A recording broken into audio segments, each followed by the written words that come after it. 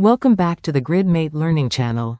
In our previous video, we created a project, added tasks, and explored the toolbar of the GridMate Gantt chart.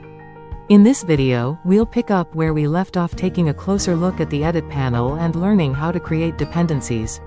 Let's get started. The first thing we can see is the project details panel. Here, you can see a breakdown of your tasks: how many are marked as done, how many are in progress, and how many are new. You can also see the number of milestones and any overdue tasks.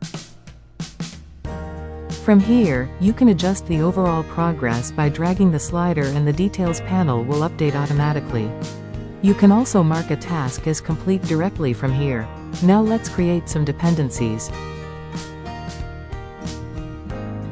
If we click on a task, we can see its details: the name, the start date, and the end date. We can also easily switch it to a milestone. Now, let's go back to the project details, and we can see that we have one milestone. We can also switch it back to a regular task by simply defining an end date.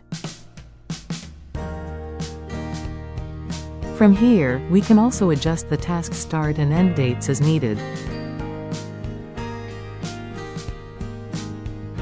You can assign the task to someone by simply using the search field. Now let's go back to the project details. We can see that one task is assigned and two tasks are unassigned.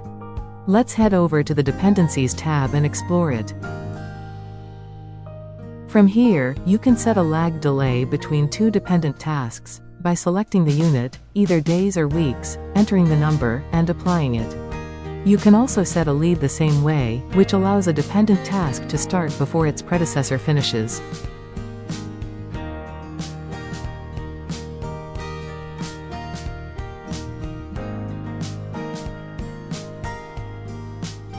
Now let's move on to the Rules tab. From here, you can define date constraints for your tasks, and they come in two flavors. Hard locks pin a task to an exact date no matter what else changes in the schedule. Must start on forces the start date, must finish on forces the end date, and both show a red tick on the task edge. Range constraints set a boundary instead of a fixed date, so the scheduler keeps some flexibility. Start no earlier than and start no later than bound when the task can begin, finish no earlier than and finish no later than bound when it can end, and all four show an amber tick on the task edge. You can also define a deadline, a target date by which the task should be completed, separate from the end date, which helps you track whether work is on schedule without affecting the overall project timeline.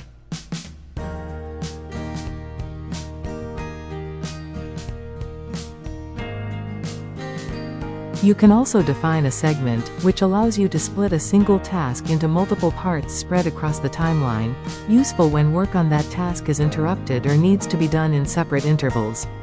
I've created one here so you can see how it looks in practice. And if anything needs adjusting, you can always edit it directly. Let's try dragging this task to see the segment in action. That's it for this video. Thank you for watching.